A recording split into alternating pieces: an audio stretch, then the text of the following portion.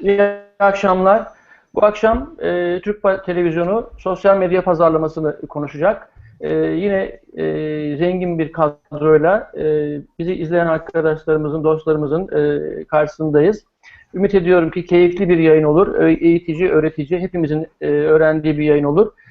Aytaç Mesci var. Sektörden bu akşam bize katıldı. Merhaba. Sosyal medya, dijital konularında çalışan hem de üniversitelerde eğitim öğretim faaliyetlerine devam eden bir arkadaşımız. 360 Plus Ajans'ta aynı zamanda çalışıyor şu anda. Bir de bir sosyal medyacının anıları. Sosyal medya doğru mu söylüyorum Aytaç? Bir sosyal medya danışmanının anıları. Anıları şekli kitabı var.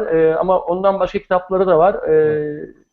Söz sırası ona geldiğinde ben isimlerini belki çok söyleyeyim ama dijital reklamcılık üzerine kitabı var Aytaç'ın. Dijital, evet, kriz yönetimi, teknoloji şirketlerde kriz yönetimi, internet reklamcılığı gibi konularda internet Evet. pazarlama terimleri, sözlüğü gibi Gibi, çalışmaları evet. var. Bunların hepsi bende var. Çok faydalı yayınlar. Sektörde çok ciddi bir yayın azlığı var. Özellikle akademik çevrelere destek olması bakımından bu yayınla duyulmasına fayda var. Özge var. Özge 9 Eylül Üniversitesi'nden dijital sosyal medya çalışan arkadaşımız, yardım doçent doktor arkadaşımız Özge, hoş geldin sen de. Erkan Akar var. Doçent doktor Erkan Akar. Afyon'dan katılıyor. Sosyal medya konusunda Erkan'ın da kitabı var. Aynı zamanda e-ticaret tahmin ediyorum. Doğru söylüyorum değil mi Erkan? E-ticaret üzerine E-ticaret, kitabı var. e-ticaret de var hocam. Sosyal medya Evet. pazarlaması da var. Blog da pazarlaması da. Evet. Evet, evet. Erkan. Sonra yine Musa Hocam var, Amerika'dan, Chicago'dan bağlandı. Yavuz Hocam, Canan Madran 9 Eylül'den tekrar ve de yine Dilşat Tekin bizimle. Hem programın ilk başındaki o yenilikleri, web sitelerindeki kitapları bize tanıtan hem de Twitter'daki etkinliklerimizi yürüten arkadaşımız. Biz adet olduğu üzere ilk sözü Dilşat'a vereceğiz. Dilşat kısa bir giriş yaptıktan sonra bize birkaç kitap, birkaç web sitesi tanıttıktan sonra sözü tekrar bize bırakacak. Dilşat, söz sende. Öncelikle hepinize tekrar merhaba. Bugün gündemimiz çok yoğun olduğu için girişi biraz kısa tutarak size 2 tane kitap ve 2 tane web sayfası tanıtmak istiyorum sosyal medya ile ilgili. Bunlardan ilki The Art of Social Media isimli bir kitap. Kendisi iş dünyasındaki yaratıcı ve özgün kişiliklerden biri olan Guy Kawasaki'nin kitabı. Kitabın kapağı bu şekilde. Kendisi ünlü pazarlama profesyoneli Fitzpatrick ile birlikte kaleme aldığı bu Sosyal Medya Sanatı isimli kitabında sosyal ağlar için içerik üretmekten satışlarınızı arttırmak için bu platformları nasıl kullanmanız gerektiğine kadar pek çok farklı konuda etkileyici önerilerle dolu. Aynı zamanda kendisi bu sene bestsellerlerden bir tanesi. Diğer kitap ise The Power of Visual Storytelling. Bu kitapta 2014 biliyorsunuz görsel hikayeleştirme alanında çok fazla gündeme sahip oldu ve en çok konuşulan yıllardan bir tanesi. Elbette ki böyle bir yıl, böyle bir kitapla desteklenmeliydi. Ekaterina Walter ve Jessica Gioggio isimli 2 tane yazarın birlikte kaleme aldığı bir kitap bu. Görselleri dijital mecralarda nasıl kullanmanız gerektiğini ve sosyal medya pazarlaması konusunda pek çok farklı bilgiye sahip. Aynı zamanda çok faydalı alanda ve bu da bestsellerlerden bir tanesi. Gelelim 2 tane web sayfamıza. Bunlar aslında hepimizin çok yakından bildiği ama yeri gelmediği için çok da fazla üzerine konuşmadığımız 2 tane web sayfası. Bunlardan ilki Webrazi. Webrazi Ağustos 2006'da Arda Kutsal tarafından kuruluyor ve Türkiye'den ve dünyadan internet alanındaki gelişmelerin incelendiği ve analiz edildiği bir platforma dönüşüyor. Şubat 2008 itibariyle de kendisini farklı yazarlara açıyor ve dijital pazarlama, Web 2.0, Web 3.0 ve sosyal medya alanında Türkiye'nin en popüler bloglarından bir tanesi haline dönüşüyor. Bir diğeri ise sosyalmedya.co, co şeklinde yazılıyor. Bu da teknoloji ve internetin hızlı ve etkileyici değişimini uluslararası boyutta takip eden günlük teknoloji haber sitesi, haber paylaşım ağlarından bir tanesi. Türkçe haberler ayda 1,5 milyondan fazla sosyal medya okuyucusu tarafından incelenmekte ve paylaşılmakta. Sosyal medya kolektif, bağımsız ve açık sözlü tarzıyla Web 2.0, sosyal medya, dijital pazarlama ve yeni internet girişimleri konularını yayın yapmakta. 2011 yılında Fatih Güner tarafından kuruluyor fakat çok kısa sürede kendi alanında en çok takip edilen Türkçe haber bloglarından bir tanesi haline geldiği için Webrazi tarafından Temmuz 2014'te satın alınıyor. Benim şimdilik sizlere aktaracaklarım bu kadar. Sözü hocalarıma bırakıyorum. Çok teşekkürler. Teşekkür ediyoruz Dilşat, değerli katkıların için. Biz şimdi konuya dönüyoruz. Konumuz sosyal medya pazarlaması, pazarlama sosyal medya ilişkisi. Sosyal medya dijital platformlarla beraber son yıllarda hayatımıza hızlıca giren hem iş yapma biçimlerini, hem pazarlama iletişimini, hem pazarlama etkinliklerini çok ciddi ölçüde değiştiren, dönüştüren bir alan. Çok konuşuluyor, çok tartışılıyor. Hemen her gün içeriğiyle ilgili yeni kavramlar ileri sürülüyor. Akademi tarafından da, yani pazarlama akademisyenleri tarafından da ciddiyetle ele alınıp üzerinde araştırmalar yapılan bir alan. Ancak her alanda olduğu gibi hayatımıza çok hızlı giren sosyal medya konusunda ciddi bir kavram kargaşası olduğunu ben tahmin ediyorum. Sosyal medya iletişimi, sosyal medya pazarlaması, sosyal pazarlama, sosyal ticaret ve birçok birbirine benzeyen söyleyişler, seslenişler var bu konuyla ilgili olarak. Ben konuyla ilgili Türkiye'de ilk çalışmaları yapan Erkan'la başlamak istiyorum bu akşam. Sözü Erkan'a ilk olarak vereceğim. Erkan, bize bu kavramları şöyle çerçevesini bir çizer misin? Sosyal medya nedir? Sosyal medya iletişim nedir? Sosyal medya pazarlaması nedir?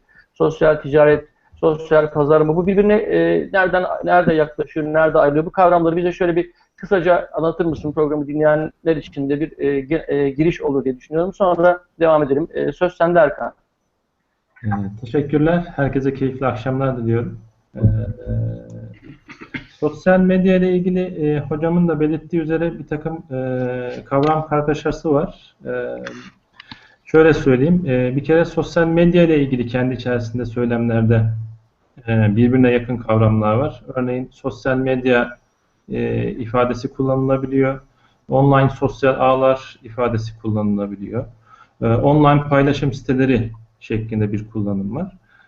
Aslında yabancı literatüre baktığımız zaman bunların birbirinden çok ayrı kavramlar olduğunu görüyoruz. Yani bizim en genel kavramımız sosyal medya altında toplanan kavram olması gerekiyor.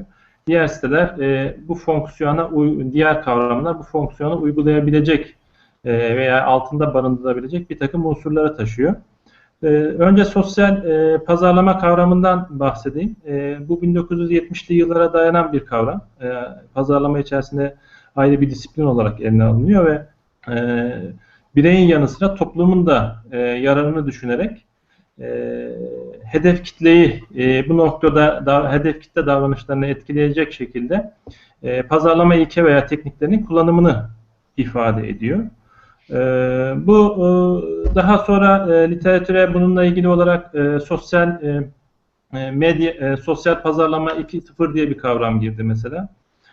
Bu da yine internet teknolojilerini kullanarak birazcık daha kullanıcı katılımını ön plana çıkaran bir yaklaşım. Yine bu sosyal yarar faydasını bu katılımla değiştirmeye çalışılıyor. Sosyal medya kavramı var. Bununla ilgili de literatürde tam bir fikir birliğine varılmış değil. Biraz önce saydığım bu sosyal pazarlama daha çok işte bu sigara içmeme davranışının pazarlanması veya işte çevreyi kirletmeme davranışının pazarlanması olarak da ifade edilebilir. Sosyal medya kavramına geldiğimiz zaman daha çok yazarlar tarafından kullanıcı yaratımlı içerik olarak ifade edildiğini görebiliyoruz. Bazı yazarlarda Web 2.0 teknolojileri üzerine kurulmuş, sosyal etkileşimi ön plana çıkaran, kullanıcı katılımını sağlayan ve işbirliği yapmayı ön plana çıkaran web siteleri olarak da tanımlayabiliyor. Sosyal medya pazarlamasına geldiğimiz zaman da daha çok sosyal medya siteleri aracılığıyla internet üzerinde görünürlüğü artırmak ve bu noktada mal ve hizmetlerin tutundurulmasını sağlamak şeklinde ifade edebiliriz. Son zamanlarda çıkan kavramlardan bir tanesi sosyal ticaret, e-commerce diye geçiyor. Bu da sosyal medyanın aracılık ettiği ticari faaliyetler olarak adlandırılabilir. Birbirine yakın gibi gözüken, çoğu zaman birbirinin alt kümesi şeklinde de ifade edebileceğimiz, ki sosyal pazarlama bunların dışında kalıyor tabii, bir kavram veya kavramlar olarak ifade etmemiz mümkün. ayrıca belirteceğim veya açmamı istediğiniz bir kavram varsa onu da açabilirim hocam. Bir tur daha, iki tur daha konuşacağız. Böyle kısa kısa olursa belki daha fazla konuşma şansımız olur diye düşünüyorum. Ben şimdi Özge'ye sormak istiyorum. Özge devam etsin diyeceğim ama hemen kısa bir ekleme yapmak istiyorum. Erkan söyledi, Web 1.0, Web 2.0 analojisini kısaca anlattı. Statik web uygulamalarının başladığı dönemlerde web siteleri birçok fonksiyonu yerine getiriyordu. Üzerinde işte firmaların pazara sunduğu ürün ve hizmetlerle ilgili çok ayrıntılı bilgiler sunulabiliyordu. Firmaları tanıtan, ürünlerini tanıtan bilgiler vardı ama Web'in o 1.0 diye adlandırdığımız döneminde web tek taraflıydı. Yani bizim geleneksel iletişim mekanizmasına benzeyen bir yapısı vardı. Ama bu Web 2.0 algoritması tüketicinin de içerik üretmeye başladığı bir dönemi işaret etti. İşte bu sosyal medya sitelerinin, sosyal mikro sitelerin kurulmaya başlanmasıyla en meşhurları işte Facebook, Twitter, Instagram, LinkedIn gibi ağların da gündeme gelmesiyle beraber tüketiciler de içerik üretmeye başladılar. Tüketiciler içerik üretmeye başlayınca pazarlamanın en temel problemlerinden birisi olan tüketiciden firmalara doğru bilgi akışı da gerçekleşti ama bir başka boyutu daha çıktı ortaya. Firmalar tüketici beklentilerini, isteklerini, taleplerini bu tarz etkileşimde çok kolay bir şekilde öğrenmeye başladılar ama kullanıcılar da kendi aralarında örgütlenip, kendi aralarında bir araya gelip, kendi aralarında konuşmaya, birbirlerine önerilerde bulunmaya başladılar. O tabii bambaşka bir mekanizma yarattı. Bugün bir tarafında ticari tekliflerin oluşturulduğu, pazara sunulduğu bir ticaretle ilgili kısmı var. Öbür tarafta da kullanıcıların örgütlendiği, bir araya geldiği, etkileşimde bulunduğu, paylaşımda bulunduğu, birbirlerini yönlendirdikleri bir mekanizma var. Ben Özge'nin çalışmalarından da takip ettim. Özge, orada mekanizmayı bahsedebilir misin? Yani sosyal medya pazarlamayı nasıl etkiliyor? Yani sosyal medya nasıl konuşuyoruz? Sosyal medya platformları pazarlama açısından değerlendirildiği zaman nasıl bir mekanizma var? O mekanizma nasıl işliyor ve pazarlamaya dönüşüyor? Pazarlama etkinliklerine ne şekilde etki yapıyor, ne şekilde katkı yapıyor? Onu biraz da anlatabilir misin? Senin çalışmalarından esinlenerek sana sorduğum bir soruyu. Tamam, teşekkür ediyorum hocam. Herkese merhaba tekrar. Öncelikle böyle bir platformda bir araya gelmek çok keyifli. Teşekkür ediyorum. Sosyal medya platformlarından birinde tartışmak da hem keyifli hem de anlamlı aslında bu anlamda. Şimdi baktığımızda ben iyi bir sosyal medya kullanıcısıyım en başta. Kendi hesaplarımı yönetiyorum. Şöyle bir istatistik var. 18-34 yaş grubu içerisinde uyandığında Facebook'unu kontrol edenlerin yüzdesi %48 civarındaymış. Yataktan çıkmadan Facebook'u kontrol edenler de %28 civarında istatistiklere göre. Ben bu %28 içerisinde yer alıyorum. Ama iyi bir sosyal medya kullanıcısı olmak, iyi bir sosyal medya yöneticisi olmak anlamına gelmiyor. Bu bir gereklilik. Yani iyi bir sosyal medya kullanıcısı olmanız gerekiyor. Ama bir yeterlilik anlamına gelmiyor. Çünkü bireysel olarak sosyal medyayı kullanmakla kurumsal olarak kullanmak arasında çok fark var. Bazen de yanlış anlaşılmalar bundan çıkıyor bence. Çünkü kişilerin beklentisi kurumların da kişi gibi yönetebileceğini farz ediyorlar zaman zaman ya da kurumların da kişi gibi cevap verebileceğini düşünüyorlar. Ama kurumların sosyal medyada paylaşım yaparken pek çok kısıtları var. Dolayısıyla buradan bazı yanlış anlaşılmalar ortaya çıkabiliyor. Sosyal medya pazarlama etkileşimine baktığımızda aslında iletişim boyutunda bir etkiden bahsediyoruz. Yani bir pazarlama iletişim aracı sosyal medyada. Sosyal medya aslında bir mecra pazarlama iletişimcileri için. Sadece bu mecrada bazı sorunlar var. Yani bazı riskler var, bazı avantajlar var.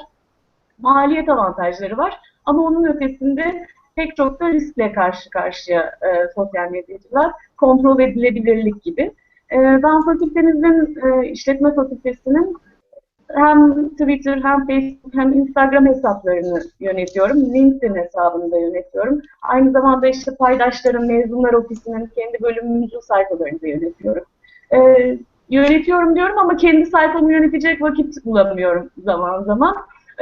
Gerçekten bu anlamda pek çok hesabı entegre olarak yönetmek tek kişi için büyük bir sorumluluk. Bunu kurumlar bazında baktığımızda ajanslar yapıyor ya da bir grup yapıyor. Ama bir devlet üniversitesinin bir fakültesine geldiğimizde maalesef bireysel yönetimlerden bahsetmek mümkün.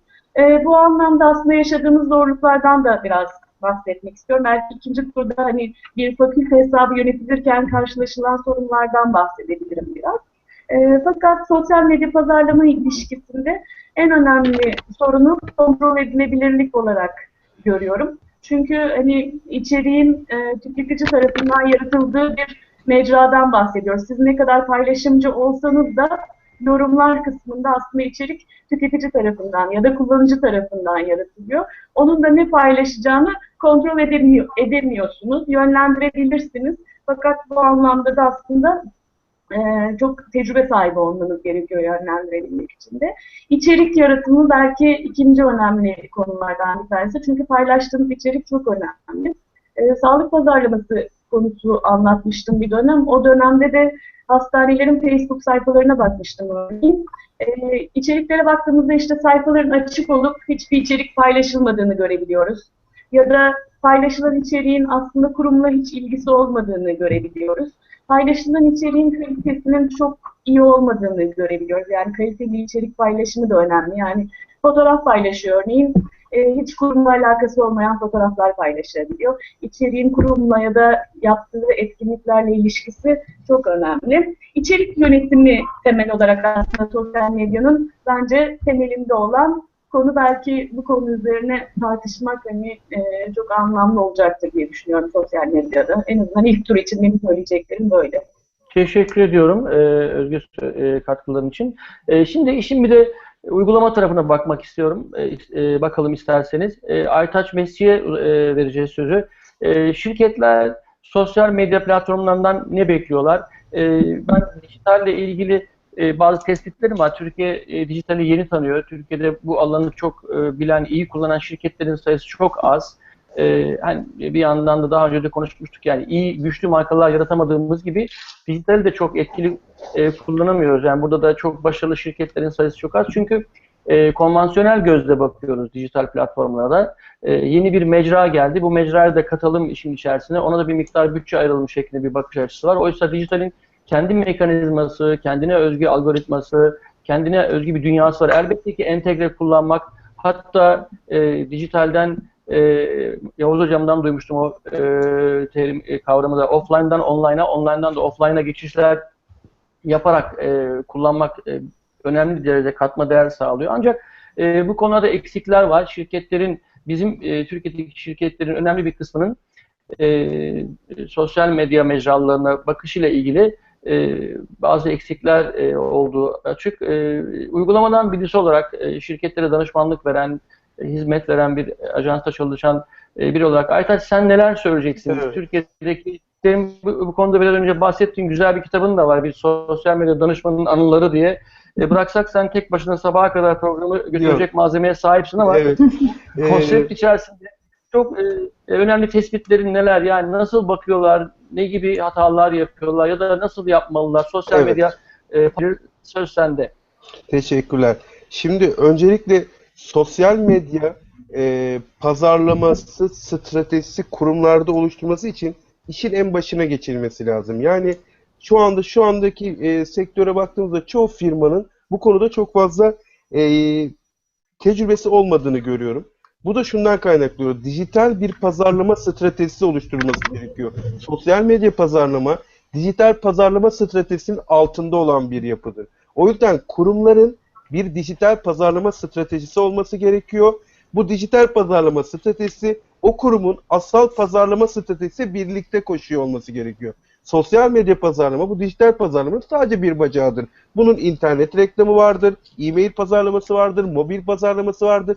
Bunların hepsiyle birlikte, sadece sosyal medya kendi içinde değil, hepsiyle birlikte entegre edecek bir sosyal medya, dijital pazarlama stratejisi olacak. Bunun içinde bir sosyal medya pazarlaması stratejisi kendi diline özel olacaktır. Kendi yapısına uygun olacaktır. Her mecranın bir planlama stratejisi, o outdoor'da yayınlama mesela başka, gazetedeki mecradaki yayın tasarımı, içeriği baştayken sosyal medyanın da kendi tasarım diline göre bunun uyarlanması gerekiyor. O yüzden de öncelikli bir kere çoğu kurumlarda görüyorum. Yani örneğin şöyle bir örnek vereyim. Kampanya için normal mecrada her türlü çalışmayı yapmışlar. Kampanyanın mecrada, basılı gazetede, televizyonda çıkmasına 2 gün kala telefonum çalıyor. Aytaç Bey, sosyal medyada ne yapabiliriz? Ne güzel. Yani tam soru olarak geri dönüyorum. Siz ne yaptınız ve ne kadar evvel başladınız diğer mecralarla çalışmaya deyince zaten olaya devamını etmemize gerek kalmıyor. O yüzden de bu iş diğer mecralar gibi öncelikle çöpe atılacak bir iş değil ve yadsıması gereken, önemli verilmesi gereken bir kısım. İkinci önemli kısım firmaların buradan ne bekliyor olmasıdır. Çoğu ajans, hiç sözüm tabii ki meclisten dışarı, önemli kişilerden, hani biliyoruz diyenlerden dışarı gene söylüyorum. Hemen güzel bir hesap açarız, bir sürü takipçi yaratırız, satışlarını %300 arttırırız. Böyle yaklaşımlarla giriyorlar. Sosyal medya aslında doğrudan satış yapılan bir platform, bir ağ yapısı değildir. Burası etkileşim kurulacak bir ağ yapısıdır. Yani tüketiciyle, kullanıcıyla etkileşim yaratan bir platformdur. Kullanıcı bunu görür, etkilenir, beğenir. Rakı sofrasında bu çok güzel der. Arkadaş ortamında çok beğendim, böyle bir adres vardı der. Ve aslında arkadaşın arkadaşı yöntemiyle yayılma stratejisiyle markanın değerini yukarıya çıkarır. Yani böyle olunca da o zaman ikinci bir önemli kavram çıkıyor. Bu da sosyal medyada insanlar sizi önersin diye nasıl bir paylaşım yapmanız gerekiyor. Sadece çıkıp benim markam çok iyi, İşte bunu yaparız, hizmetlerimiz bunlar tarzı bir yapı insanların size önermesi için yeterli olmuyor. O yüzden de dediğim gibi dijital stratejisi, asal marka ile strateji olacak. Bunun içinde uyumlu sosyal medya ile içerik, content marketing stratejisi, bunların hepsinin de arama motor optimizasyonlarıyla uyumlu olması lazım. Ön planda şöyle kabataslak bunları bir toparlayayım hocam.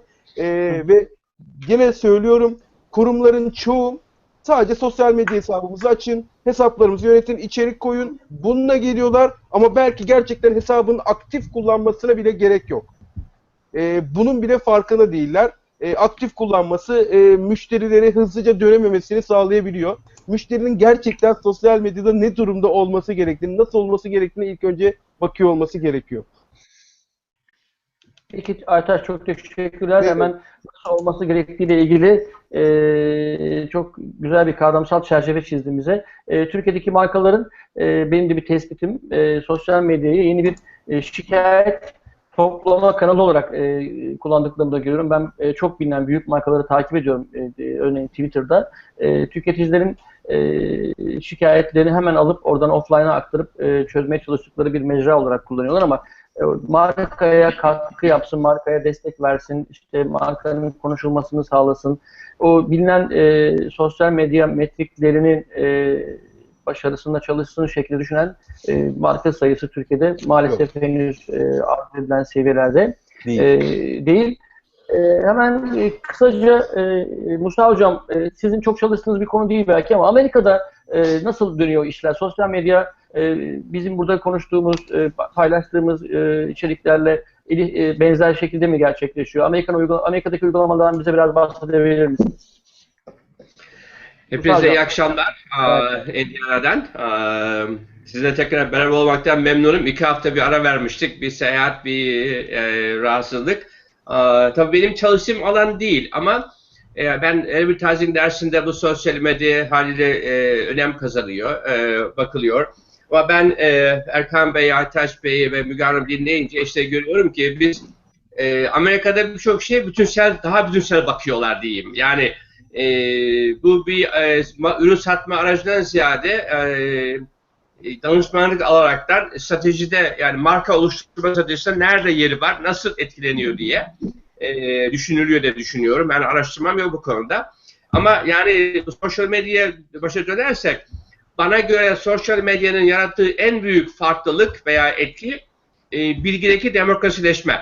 Yani artık firmalar, yöneticiler bilgiye sahip ama müşteriler daha çok bilgiye sahipler. Bu yüzden de firmaların bütünsel, holistik bir yaklaşım olmadığı için ne yapacağını bilemiyorlar. Ama kısa dönemde sanki böyle bir şey yapalım gibi bir düşünce var. Yani firmaların bunu Aytaç Bey çok iyi bahsetti. Firmaların yani entegre olmuş bir marka statüsü olmadığı için sosyal medyada nereye fit edeceğini, nereye uyacağını bilemiyorlar. Amerika'da bunu daha etkili kullanmaya başladılar. Mesela Procter & Gamble'ın etkili bir grubu var. Çok etkili çalışıyorlar. İşte influencer dediğimiz etkileyen fikir önderlerini iyi buluyorlar. Onları iyi kullanıyorlar. Yani Procter & Gamble burada en iyi kullanan firma bu sosyal medyada. Tabii sosyal medyadaki en büyük sıkıntı bana göre bir de eskiden firmadan, kişiden yani birden çoğa giden bir iletişim var. Şimdi çoktan çoğa giden bir iletişim var. Yani sosyal medyayı oluşturan veya grupla oluşturan herkes birbiri arasında haberleşiyor. Tabii problem bir bilgi olduğu zaman herkes bilgiyi farklı algılıyor. Geçmişteki şeyine göre. Çünkü verilen bir bilginin veya bir olayın algılanması herkes için farklı. Çünkü algılamayı etki eden nedir? Benim geçmiş deneyimim. Eğer kişinin iyi deneyim varsa iyi algılıyor, ise kötü algılıyor. Bu her yerde olan bir şey olduğu için. Tabii kontrol etme sıkıntısı geliyor. Yani Ateş Bey şunu söyledi. Amerika'da da aynı şekilde, Türkiye'de de böyle. Şikayet yönetme sistem haline geliyor. Bana göre yapılması gereken en önemli şey şikayet yok edecek şeyleri ortadan kaldırmak. Yani doğru iş yapmak baştan. Amerika'da da bu çok fazla. Ben bir yerde okumuştum. Mesela uçaklara binecekler. Havaalanında gidiyorsunuz. Orada diyorlar ki efendim işte bu yerimiz yok veya size şunu veremeyiz diyorlar. Hemen sosyal medyaya sarılıyor kişi. Arkadaşlara bak bana burada problem çıkardılar yapın diye. Uçakların sosyal medyayı tarayan ve hatta ya oraya sosyal medya koymayın bize bir Twitter'dan veya bir yerden bize ulaşın diye bir grup çalışanları var bu konuda takip edenler var. Çünkü amaç şikayeti önlemek. Çünkü bir kere şikayetçi sosyal medyaya düştüğü zaman baş ağrısı tabiri caizse. Yani bu da şunu gerektiriyor. Ataş Bey çok iyi değindi. Ya firmaların belli bir statüsü olması gerekiyor. Biz nasıl bir marka olmak istiyoruz ve bu marka olmada sosyal medya gibi, konvansiyonel medya gibi her şeyin rolünün, reklamın, kimin ne rolü olduğunu, nerede katkı sağlayacağını bilmesi gerekiyor. Düşünmesi gerekiyor baştan. Yani sonra da sosyal medya kullanalım demek olmuyor bu iş içerisinde. Çünkü her medyanın bir katkısı var şeye. Sonra sosyal medya ürün satma yeri değil. İletişim alanı. Artık çok iyi bahsedildi. Amerika'da büyük firmalar çok ciddiler. Uçaklar özellikle çünkü şikayet orada çok. Özellikle hizmet sektörü çünkü. Hizmet sektöründe en çok şikayet var. Hizmeti kişiler veriyor. Her kişiye hizmet aynı kalitede veremiyor. Öyle olunca da şikayet çok hizmet sektöründe. Ürünlerde o kadar değil. Çünkü ürünlerin bir yerde standartları kolay. Yani Amerika'da ben bunu görüyorum. Ama Procter & Gamble bu sayfaları benim kitaplarda gördüğüm kadarıyla çok ciddi kontrol ediyorlar. İşte sanıyorum Starbucks'ta bu Race diye bir şey vardı geçen gün. Bir yazı yazıldı. Onun şimdi şu anda tamiratı yapmaya çalışıyorlar. Ama yani sosyal medyanın yarattığı etkinin doğru algılanıp doğru bilinmesi gerekiyor. Aksi halde sorun yaratıyor. Ama bana göre tekrar ediyorum sosyal medyanın en büyük katkısı bilginin demokratik olması. Yani herkes her bilgiye ulaşabiliyor şu anda. Bilgi kimsenin monopolisi değil diye düşünüyorum. Yani Türkiye'den daha ileride Amerika ama Türkiye'de de belki yöneticilerin sosyal medyanın rolü nedir, ne yapmak istiyoruz baştan düşünüp yaparlarsa biz yere gelirler diye düşünüyorum. Yani benim düşüncelerim bunlar şimdi. Teşekkürler Mustafa Hocam. Ben de katılıyorum.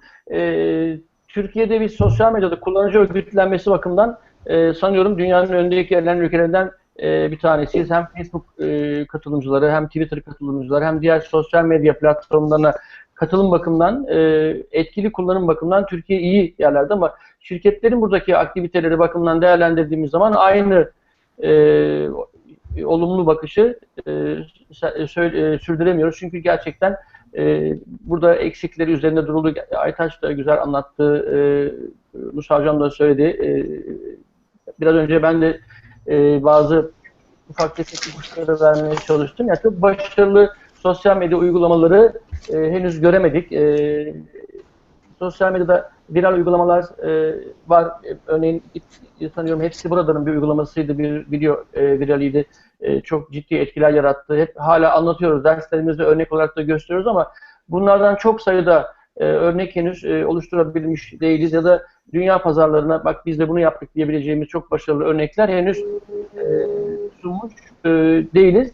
Ben Erkan'a dönmek istiyorum. Erkan, çok hızlı optimize edilebilen bir alandan bahsediyoruz. Yani burada bir etkinlik yaptığınız zaman çok çabuk ölçebiliyorsunuz sonuçları. Yanlış yaptığınız zaman da hani fotoğrafı çok ağır olsa bile dönme ihtimali var ya da işte toparlama ihtimali var. Burada ölçümleme nasıl yapılıyor? Yani sosyal medyayı nasıl ölçüyoruz? Senden dinleyebilir miyiz biraz?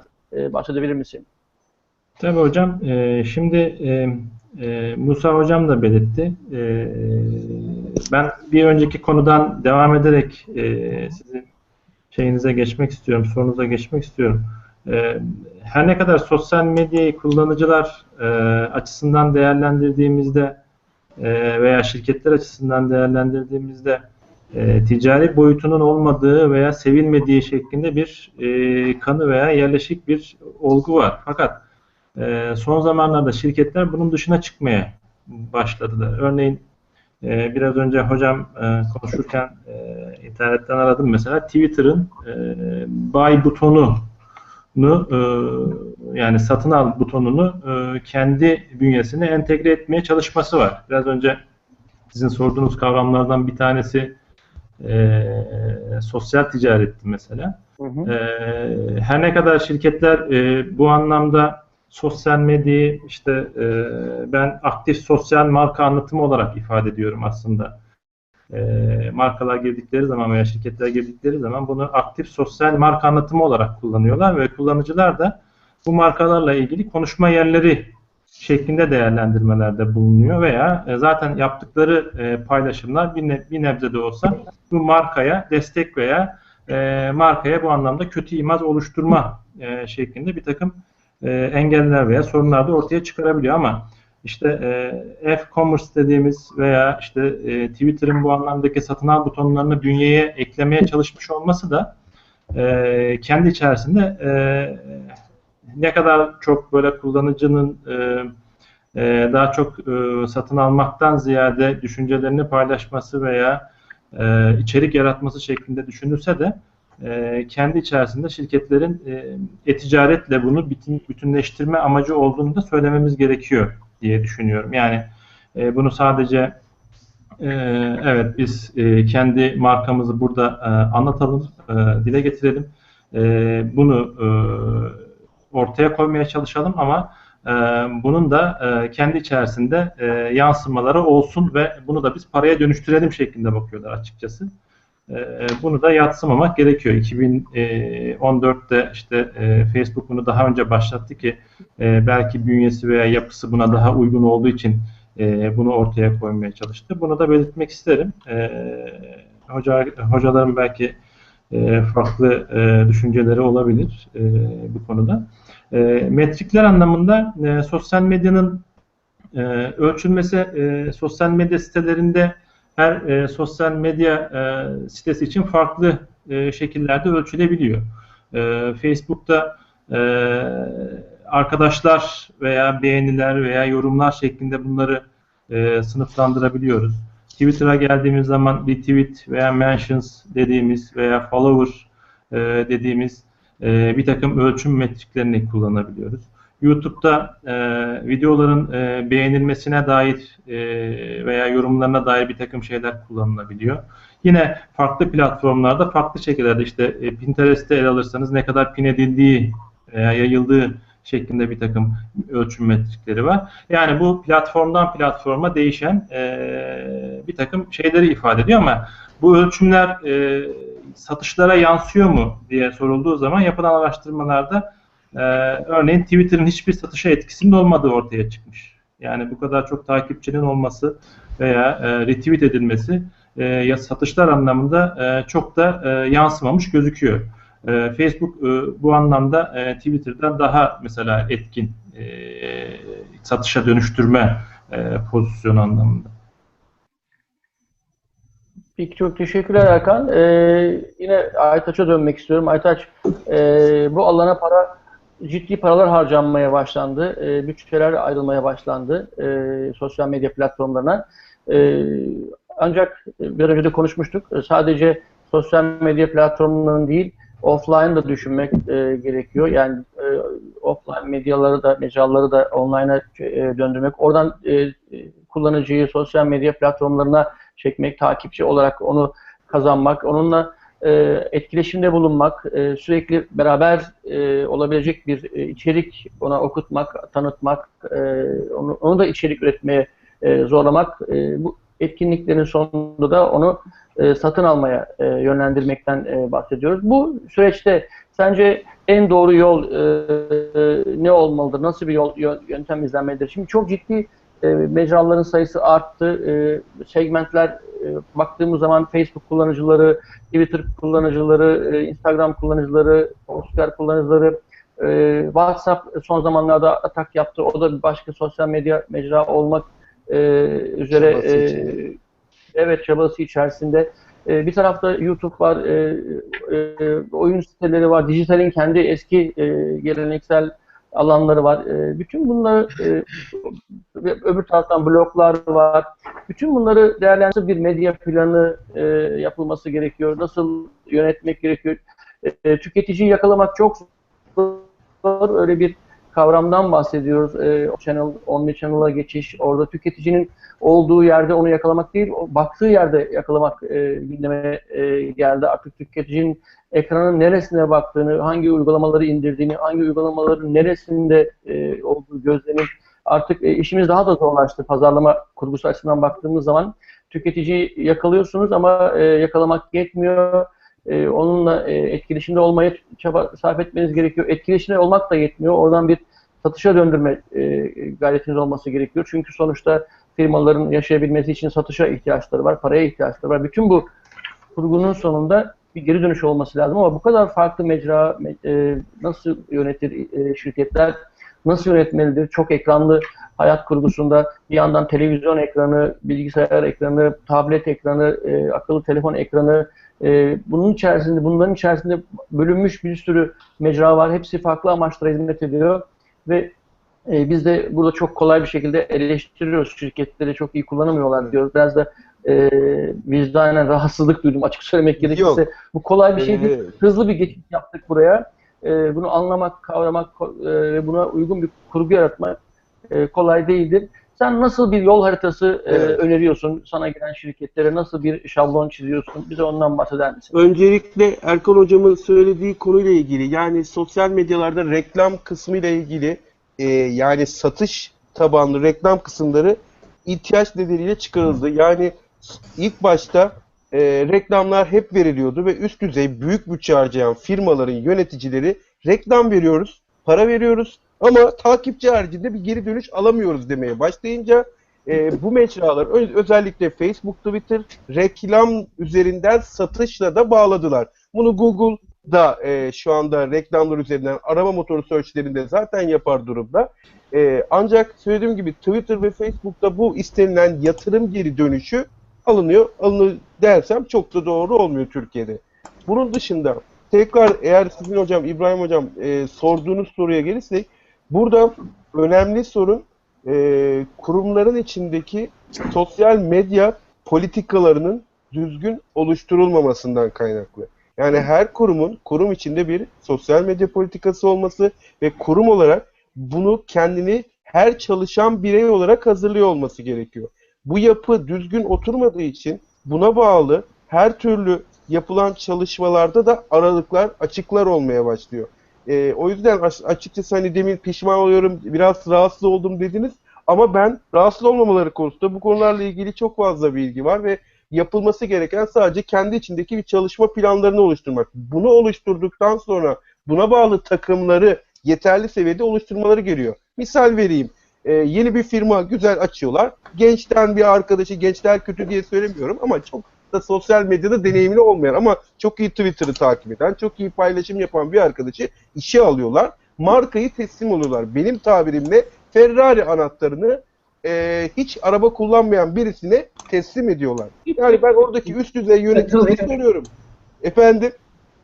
Kesinlikle katılıyorum yani. Teşekkür ederim Özgür Hocam. Oradaki üst düzey yönetici araba kullanıp kullanmasını bilmeyen, herhangi bir şekilde Ferrari arabasını kullanmasını bilmeyen, arabayı park etmesini bilmeyen bir arkadaşı anahtarı bırakır mı? Soru işareti. Ama sosyal medya hesaplarını çok rahat bırakabiliyorlar. Bu bırakıp çok güzel de hataları yaptıktan sonra tüh nasıl oldu, nasıl yaptık dememeleri gerekiyor. O yüzden de bu sosyal medya politikaları bununla birlikte bir yönetim stratejisi demiştik ya. Nasıl normal bir pazarlama ekibinin birisi içeriğini alır, hazırlar, tasarımı yapar. Sosyal medyanın da aynen öncelikle monitoring yani takip sistemini aktif hale getirmesi lazım. Her markanın bir kere sosyal medya takibi olmak zorundadır. Aktif veya pasif. Sosyal medyada iki şekilde var olabilirler. Ya aktif hesap kullanıcı olacaklar ya pasif izleyici olacaklardır. Aktif olurlarsa, kendi hakkında bir şey konuşurlarsa direkt içeriklerini paylaşırlar, müdahale ederler, anlık bilgilerini paylaşırlar, müşteriyle etkileşimi devamlı olurlar, uygulamasını yaparlar, her türlü işi yaparlar. Pasif izleyici ise hesapları pasif durumda durur. Bir sorun, bir kriz olursa hesabı aktif hale getirirler, sorunu çözmeye devam ederler. Sorunu çözdüklerine inandıkları an hesap tekrar pasif olur. Bu şekilde bir yönetim stratejisi olması lazım. Bundan sonra aslında sorması gereken her marka hesabını aktif kullanacak mı? Yani bir sürü marka var ama gerçekten çok büyük marka etkileşimleri, sorunları olduğu için belki de aktif kullanılmaması gerekiyor bu hesaplar. Olmaması gerek demiyorum. Alınması gerekiyor. Çünkü hesaplar mutlaka alınıp başka tarafından olumsuz şekilde kullanabiliyor. Markaya zarar verebiliyor. Bu tür bir strateji içinde olmaları gerekiyor. Bunu yapılandırmak için misal veriyorum. Sosyal medya içerik paylaşılması için minimum 2 kişi. Teknolojiyi takip için en az 1 kişi. Tasarım için 1 kişi. Yazılım uygulama yapılacaksa 1 kişi. Tüm bu ekibi yönetecek 1 kişi. Şimdi böyle bir şey söylediğim zaman teşekkürler 6-7 kişi gibi geliyor. Böyle olunca da buradan Özge Hanım'ı tebrikler etmek gerekiyor. Tabii tek başına yapıyor. Tek başına olarak bunları yürüttüğü için. Çünkü mesela ben Yeditepe Üniversitesi'nde sosyal medya politika kurallarını tam 3 ayda yazdım. 45 sayfa sosyal medya politikası yazdım. İçeride çalışan her öğrencinin, her öğretmenin, çöpçünün bile sosyal medya kuralı vardı.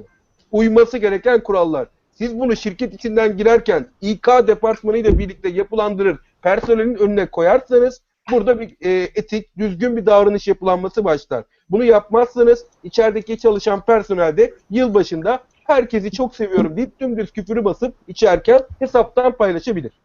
Bu da o anda o kişiyi işten çıkarabiliyorsunuz. Bir sorun olmaz ama markanın dijital değerini bir daha kaldıramazsınız. Bunu yapan büyük markalar biliyoruz. Yaşayanları biliyoruz. O yüzden de önemli nokta sosyal medya takip yapacağız. Hesapları kimin yönettiğini çok iyi bileceğiz. Doğru bir takım veya bu takımı gerçekten inandığımız doğru bir ajansı seçeceğiz.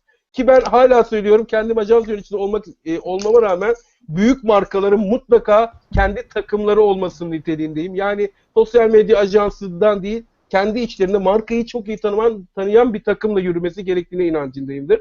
Ve doğru bir içerik stratejisi olması gerekiyor hocam.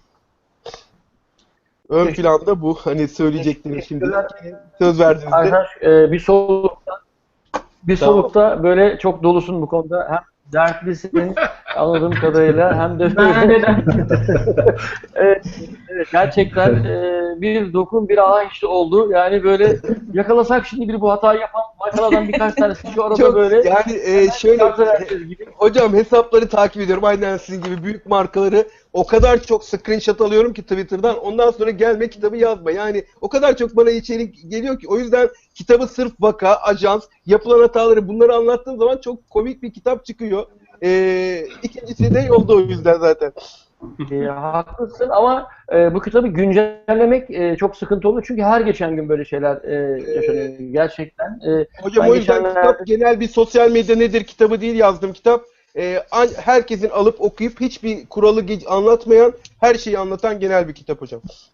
Yani okuyacağız her zaman güncel olacak bir kitap öyle söyleyeyim. Yakında okuyacağız Aytaç. Ben geçen bir toplantıda yine Türkiye'nin önde gelen bir markasının üst düzey yöneticisini dinledim.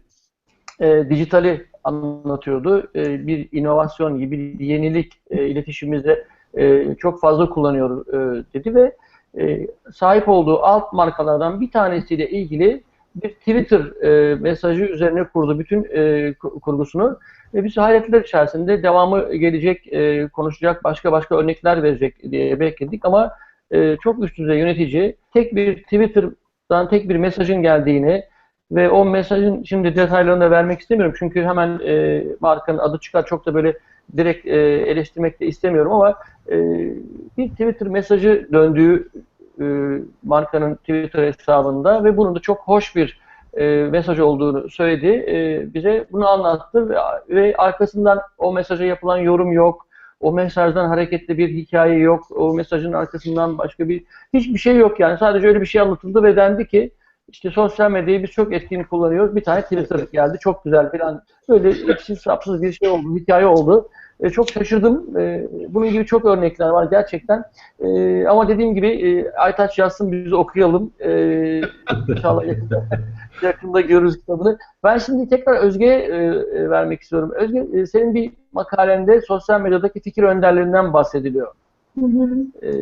Bu biraz bahseder misiniz? Sosyal medyada fikir önderlerinin kullanılması, bunların markalarla pazarlamada özellikle bunların etkileriyle ilgili örnekler verebilir misiniz bize? Belki şirketler için önemli bir ipucu yakalamış olabiliriz buradan. Tamam hocam, vereyim. Şimdi teşekkür ediyorum tekrar. Fikir önderlerine geleceğim, hemen ondan da bahsedeceğim ama birazcık hani kısaca birkaç başlığım var sosyal medya kullanırken bizim karşılaştığımız sorunlarla ilgili. Benim de içim dolu diyorsun yani. Ben de dolu diyorsun. Evet, kesinlikle yani aşağı yukarı 2 yıldır yönetiyorum fakültenin bütün hesaplarını. Dolayısıyla 18 25 yaş grubu bir kullanıcı kitlemiz var. İnternetin zaten ağırlıklı kullanıcısı yani 18-34 yaş arasında. Dolayısıyla aslında gençlerin yönetimi biraz daha zor. Hem hizmet sektöründeyiz, bu anlamda zor. Fikir liderleri de çok önemli. Öğrenciler arasında da çünkü fikir liderleri var. Onların yönetimi aslında hesapların yönetimi açısından da bizim açımızdan çok önemli. O yüzden fikir liderleri konusuna da geleceğim. Bu memnuniyetsizlik konusuna yani kesinlikle katılıyorum. Memnuniyetsizlik çok hızlı dile geliyor. Öğrenciler arasında da çok hızlı dile geliyor. Bunun nedenlerinden bir tanesi öfkenizi dile getirmek istiyorsunuz. Yani bir tür aslında intikam alma hissi de olabiliyor firmaya karşı ya da kuruma karşı. Ya da gençlere baktığımızda bu bir eğlence aracı da olabiliyor. Yani bunu esprili bir dile getirdiğinde memnuniyetsizliğini popüler de olabiliyor.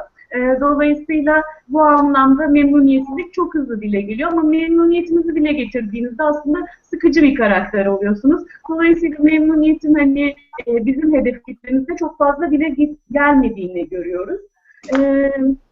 Fikir liderleri dediğiniz o konu önemli çünkü öğrenciler arasında da ya da bizim kullanıcı grubumuz arasında da çok fazla sayıda paylaşım yapan kişiler var. Paylaşım yapmanız sizin kişi yani kurum olarak yaptığınız paylaşımlar aslında reaksiyon alacağınız anlamına gelmiyor. Reaksiyon alıyoruz da reaksiyonu işte beğeni olarak, paylaşım olarak ya da yorum olarak tanımlıyoruz. Beğeni paylaşımları biraz daha kolay, yorum ya da paylaşımlar daha az oluyor. Beğenilere de baktığımızda belli bir grubun içerisinde yani 20-30 kişilik bir aktif kullanıcı grubu var. Onlar beğeniyorlar ama onun dışındaki grup pasif izleyici konumunda kalıyor. Dolayısıyla bu reaksiyonların hani yönetimi de biraz güç. Biz öğrencilerimizi kullanıyoruz fikir lideri olarak. Bir dönem okulumuzda bir kampanya başladı.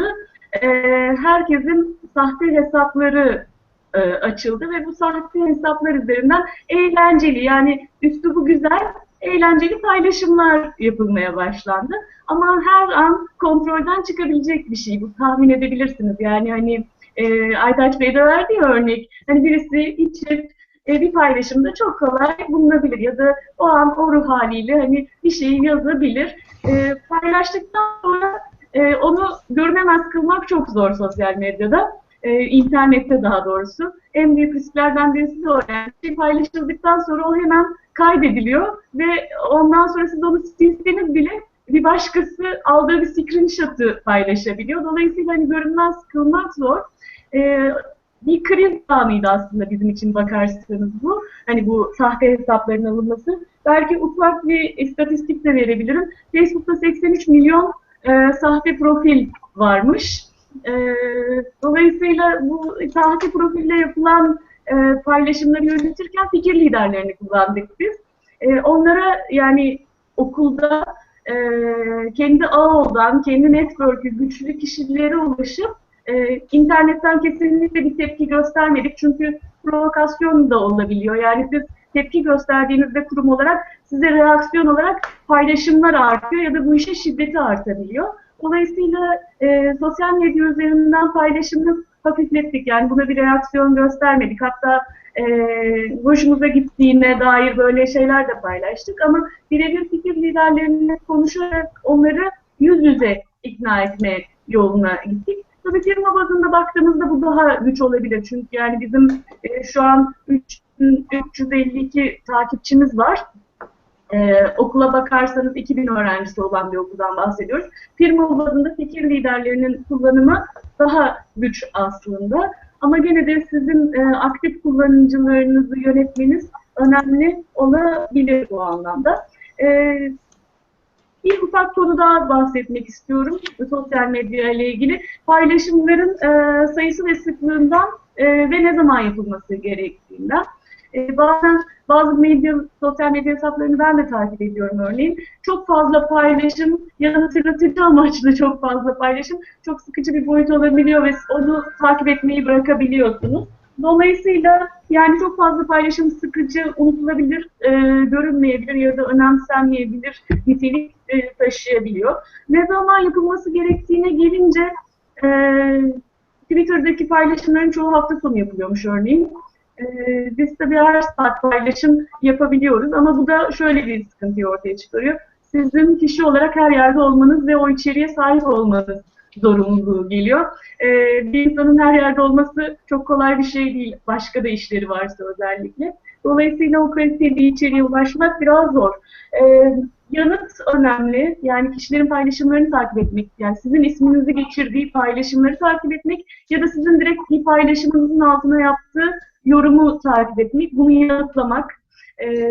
Burada gerçekten polemik yaratıcı şeylerden uzak durmak gerekiyor. Bir kurum olarak da zaten yani kişi olarak verdiğinizde belki çok sinirlenip bana niye böyle diyorsun diyebilirsiniz ama kurum olarak bu üslubu kullanamıyorsunuz ve biraz da aslında hani kişi ve kurum ayrımı başta değindiğim konu önemli bir noktaya geliyor. Bunun dışında farklı sosyal medya kanallarının ortak bir bütüncül olarak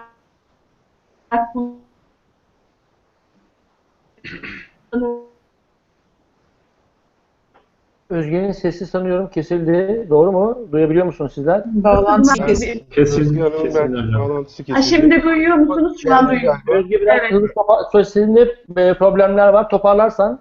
Tamam, toparlıyorum. Yani paylaşım genel olarak, bütüncül olarak kullanılmasının öneminden bahsediyorum. Ama içerik olarak yani sadece paylaşımınız bir cümleden ibaret değil. O cümlenin çok boyutu var. Bence o en önemli konulardan bir tanesi. Yani o cümlenin içeriği, kaç mesaj içerdiği, yönü, tonu, duygusu. Yani o cümlenin altındaki çok başlığı unutmamak gerek diye düşünüyorum. Teşekkürler Özge katkıların için. Biz yavaş yavaş bir saati doldurduk. Yavuz Hocam sıkıldı oradan. Katkıları olacak bekliyorum ben. Hazırlanmıştır gene. Bomba açıklamalar. Yavuz uyumasın hocam, ona bir söz vereyim ben yoksa yavaş yavaş gözleri düşmeye başladı oradan. Yavuz hocama verin, Canan hocama verin. Canan Hoca'yı artık bu nasıl dikkatle bakıyorum kendisine. Bu akşam kötü niyetini söyledi zaten. Dedi ki Onun için hiç söz vermedin. Biliyorum, anladım ben. Bizim artık yavaş yavaş geri plana kalma kararımızı uygulaması olarak bizim çok güzel konuştular ve gerçekten çok yararlı bilgiler verdiler genç arkadaşlarımız. Bu konular zaten onların konusu. Bizim bu alanda çok fazla dijital göçmenler olarak söyleyecek fazla bir şeyimiz yok. Ancak isterseniz ben söylenenleri biraz daha böyle makro düzeyde yorumlamaya çalışayım. İşin teknik boyutunu genç kardeşlerimiz çok daha iyi yapıyorlar ve bu gelişmeleri takip ediyorlar. Bütün burada söylenenleri toplamak gerekirse iki kesit var. Bir tanesi işletmeler açısından sosyal medyanın gelişimi ve bugünkü duruma kullanımı biçimine gelmesi, bir tarafta da dijital dünyada oluşan yeni dijital tüketicinin büyük değişimi. İkisi de büyük değişimin rüzgarı içerisindeler.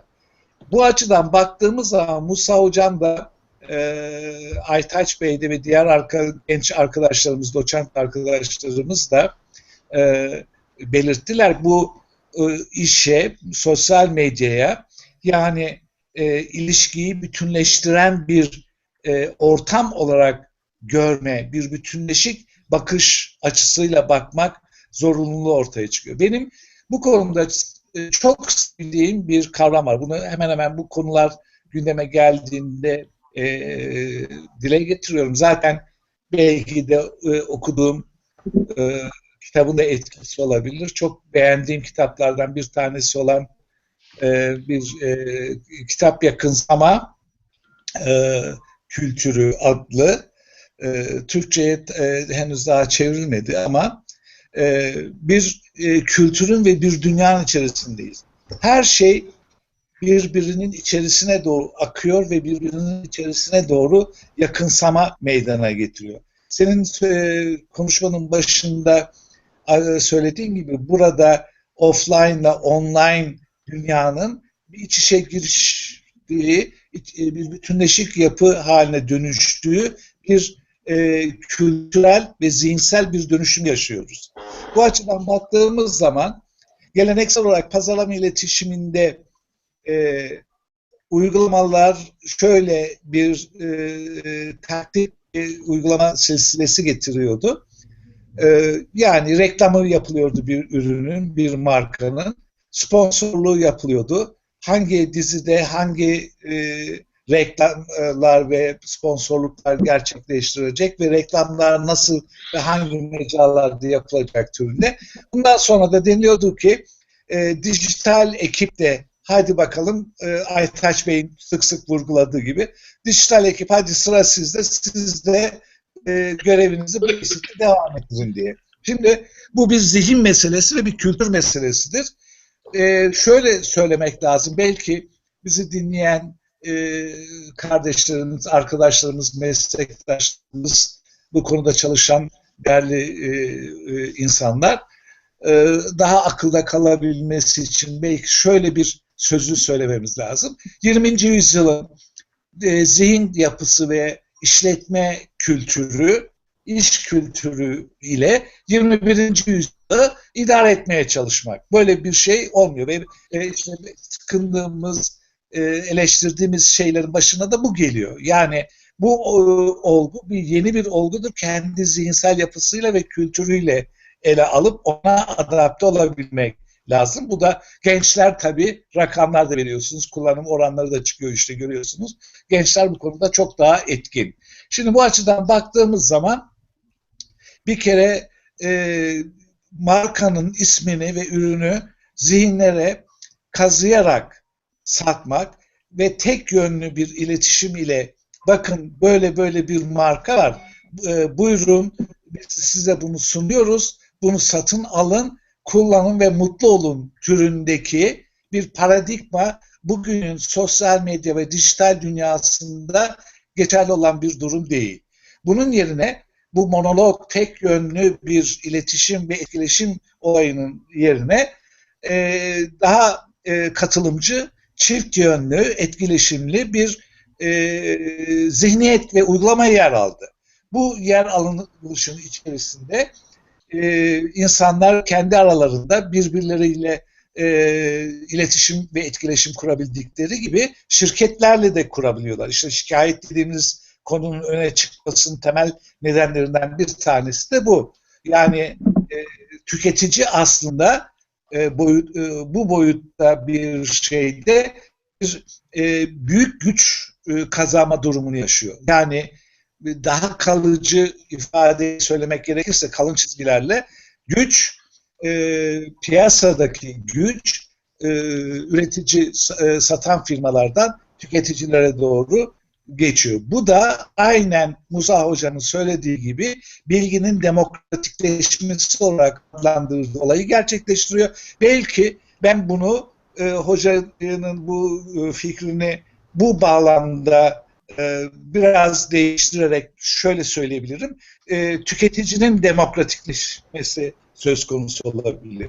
Tüketici artık pasif değil, aktif, katılımcı, ne istediğini bilen, ne istemediğini bilmeye çalışan, mutlak anlamda %100 her şeyi doğru elde ediyor ve yapıyor anlamına gelmez ama böyle bir uğraşın içerisinde.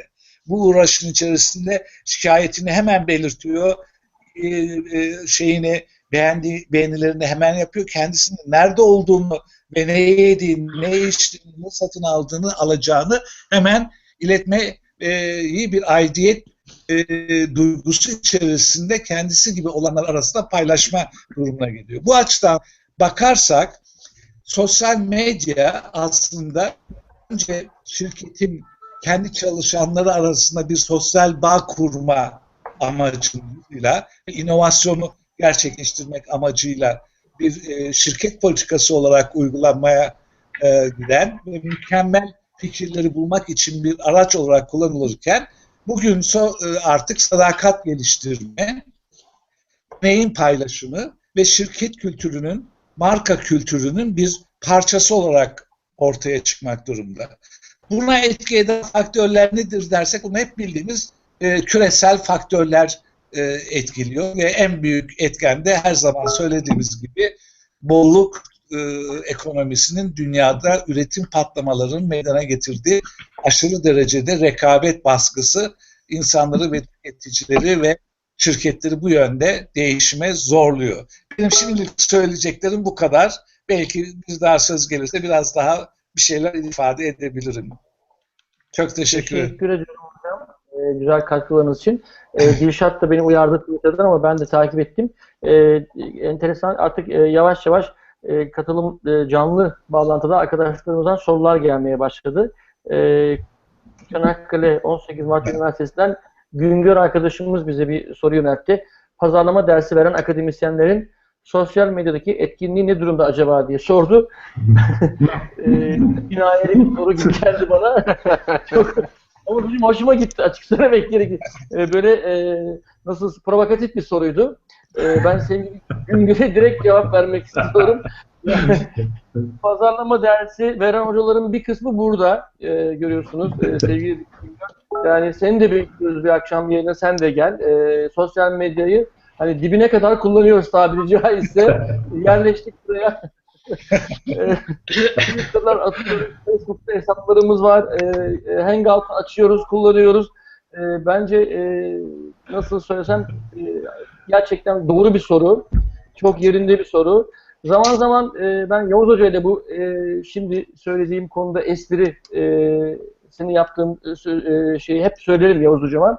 21. yüzyılda Canan, tekrar hoş geldin. Burada sosyal medyanın alıp başını gittiği, işte Web 1.0, 2.0'larda konuştuğumuz dönemlerde çok üzülerek söyleyeyim, yani bunu söyleyeceğim, artık ifşa ediyorum. Bunu çok kapalı kapılar arkasında yaptığım bir espriydi. Beni tahrik ettiği Güngör hali hazırda içinde elektronik posta, dijital, sosyal medya, Facebook geçmeyen pazarlama kitabı yazmayı başaran hocalarımız var, yani öyle söyleyeyim Güngör sana. Kapalı kapılar arkasında söyledim ama gerçekten yani biz onu da okutmamızı falan bekliyorlar arkadaşlara, öğrencilere. Yani durum bu. Güngör. Ne diyeceğimi bilemiyorum ama hakikaten kullanan kullanıyor, öyle söyleyeyim. Gerçekten gayret ediyoruz kullanmaya. Yavuz Hocam'ın söylediği gibi biz dijital göçmenleriz. Yani Y kuşağı gibi dijital içinde doğmadık. Ben daktiloyla yüksek lisans tezimi yazdım. Sonra işte elektronik daktiloyla doktora tezimi yazmaya başladım. Sonra bilgisayarda yazdım. Bugün ise hasbelkader buralarda eşle dostla beraber bildiklerimizi, gördüklerimizi paylaşmaya çalışıyoruz ama bu alanda gerçekten hani şirketlere verip veriştiriyoruz burada ama kendimize de iğneyi batırmamız lazım. Biz akademisyenler de daha aktif, proaktif olmak durumundayız. Bu alanları, bu mecraları kullanmak konusunda öğretici olmak, örnek olmak durumundayız. Bu soruda böylelikle hepinizin adına cevap verdim ve eklemek isteyen var mı? Eklemek istediğiniz bir şey var mı? Yoksa ben kurban mı olayım yani? Kurban ben mi olayım? Bizim adımızda güzel cevap verdin. Biz söylemedik, İbrahim Hoca söyledi dersiniz. Yani senin söylediklerin hepsine katılıyorum. Evet hocam. İyi ayırmak lazım. Şimdi jenerasyon farkıyla söyledi zaten. Bir dijital göçmenler olarak bizim bu konuda ne kadar etkin ve etkili olabileceğimiz konusu var ve sorusu var.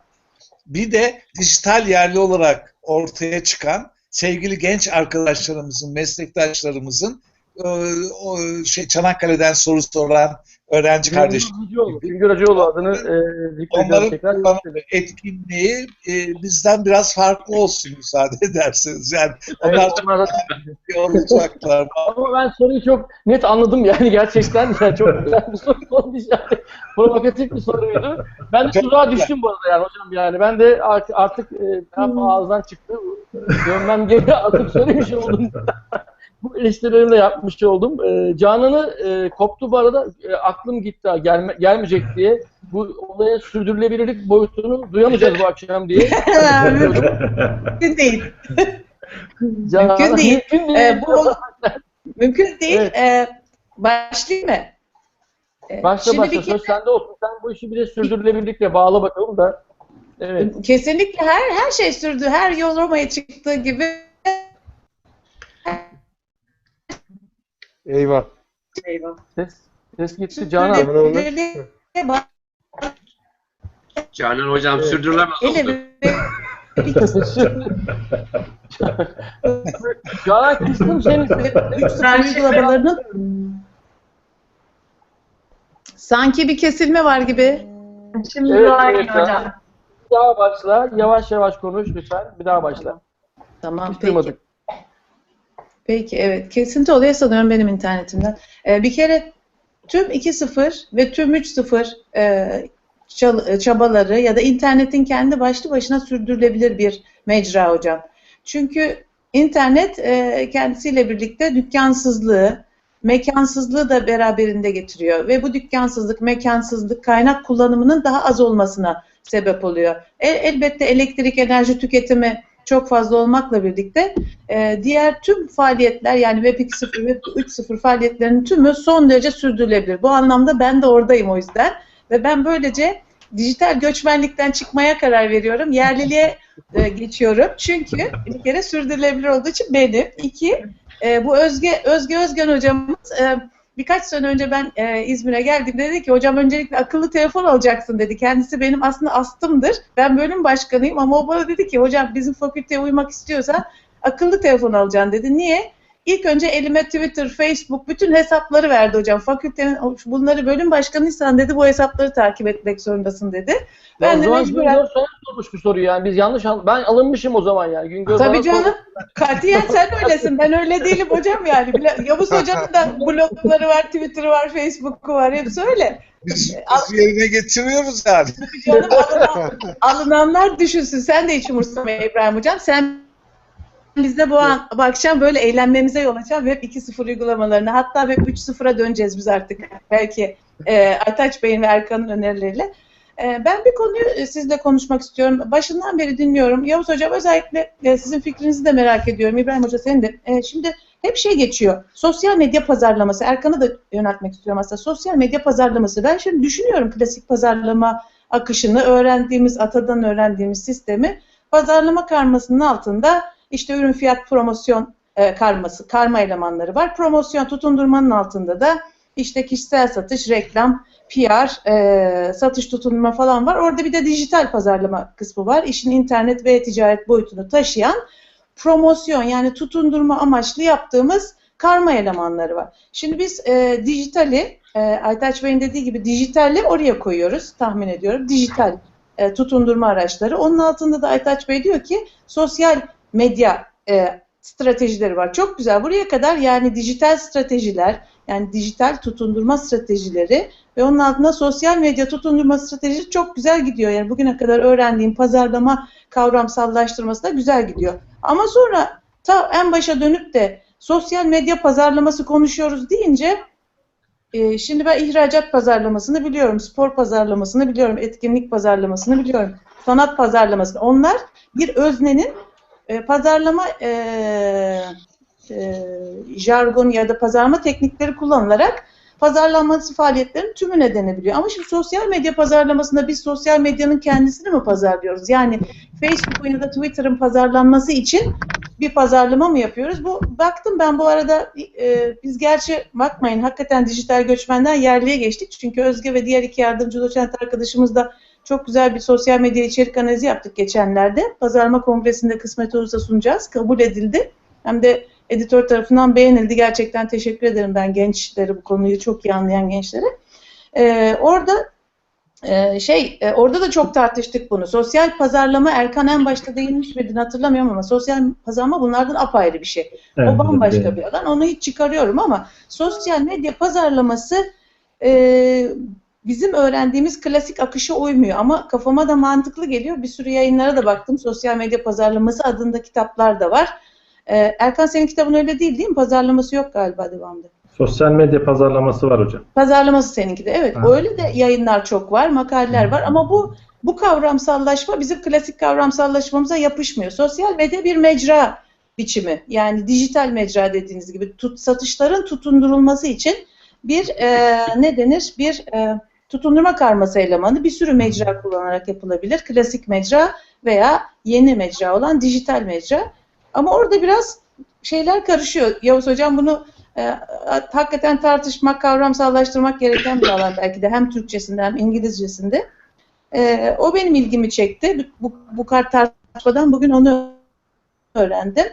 Bir de dediğim gibi sürdürülebilirlikle bağlayacak olursak tüm dediğim gibi 2.0, 3.0 uygulamalar yani kaynak kullanımının azaldığı, yaratıcılığın arttığı, sınırların transportasyon, ulaşım ve benzeri yapılmaksızın geçildiği bir yöntem olması bakımından da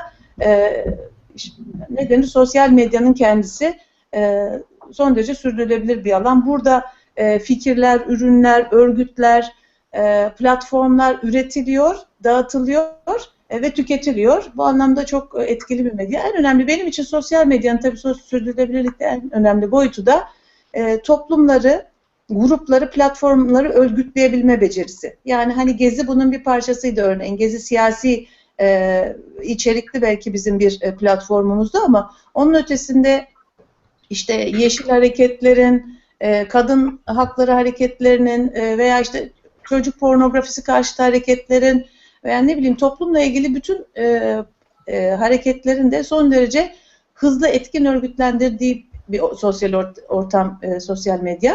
Ve bence bana sorarsanız bu tabii şirketlerin kullanmasından çok çok daha önemli, çok çok daha anlamlı. Küreselleşmenin belki gerçek anlamda ilk olduğu yer sosyal medya şeyler anlamında, toplumsal olaylar anlamında. Çünkü şirketlerin küreselleşmesi küreleşme yani küreleme tek bir yönde. Yani leşmesi pek yok. Yani Unilever büyüyünce Türkiye'de büyümüyor. Orada bir leşme olmuyor bence ama burada mesela Tema'nın küreselleşmesi Tema İngilizce sitesine yaptığı vakit, Özge var mıydı Tema'nın İngilizcesi hatırlamıyorum ama İngilizce sitesine döndüğü vakit küreselleşmiş olacak örneğin Tema. Veya ne bileyim işte Ege Orman Vakfı veya işte Toplum Gönüllüleri Vakfı İngilizceleştiği anda küreselleşebilecek ve kimse bunun önünde duramayacak. Bu da yani toplumsal sürdürülebilirliğin çok önemli bir bence aracı. O yüzden sosyal medyayı takip ediyorum, takdir ediyorum. O belki de bilgisayarım ondan koptu. Eş zamanlı Twitter, Facebook, ondan sonra ne yaptım Özge sana? Hepsi karışık hocam. WhatsApp, web sitesi arama falan derken internet intihar etti. Teşekkür ederim. Ben de teşekkür ederim. Canan güzel özetledin. Bu kavramla ilgili sosyal medya pazarlaması ile ilgili ben küçük bir açıklama yapmak istiyorum. Evet, çok merak ederim düşünceni.